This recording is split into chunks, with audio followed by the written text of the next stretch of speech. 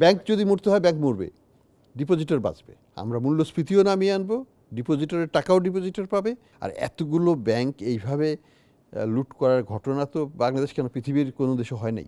এটা তো করাই হয়েছিল রাজনৈতিক উদ্দেশ্যে এবং তাদেরকে দিয়ে রাষ্ট্রায়ত্ত ব্যাংকগুলোকে লুটতরাজ করানোর জন্য, এবং সেটাই হয়েছে। এখন বেক্সিমকো এটার সুযোগটা কীভাবে নিয়েছে? হ্যাঁ, একটা ব্যাংক তার থেকে 27,000 কোটি টাকা 25,000 কোটি টাকা নিয়ে গেল।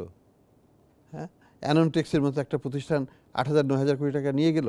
আমার ব্যক্তিগত মত হচ্ছে যে আমাদের এত ব্যাংকের দরকার নেই, আমরা কিছু কনসলিডেশন করব এই সুযোগে, এবং দরকার আছে বলে মনে করি।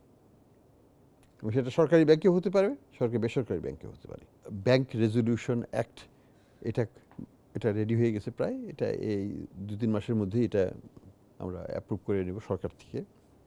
রেজলিউশন একটা হয়ে গেলেই এটার সাথে আমরা আর কি করছি, আমরা অ্যাসেট কোয়ালিটি রিভিউ শুরু করেছি। আপনারা জানেন 6টা ব্যাংকে শুরু হয়েছে।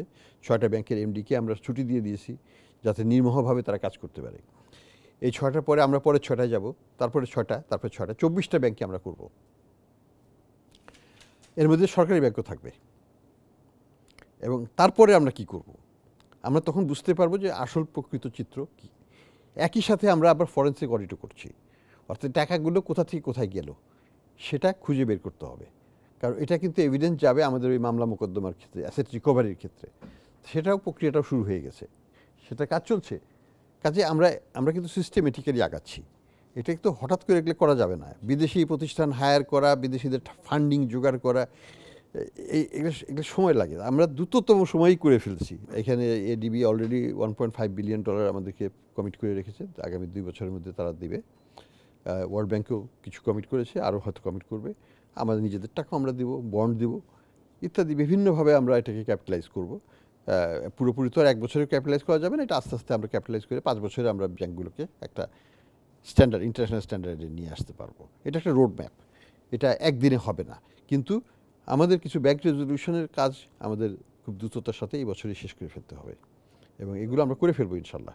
কিছু ব্যাংক হয়তো পুরোপুরিভাবে ফিরবে না, কিন্তু আমরা সব ডিপোজিটরকে আমরা প্রোটেকশন দেব।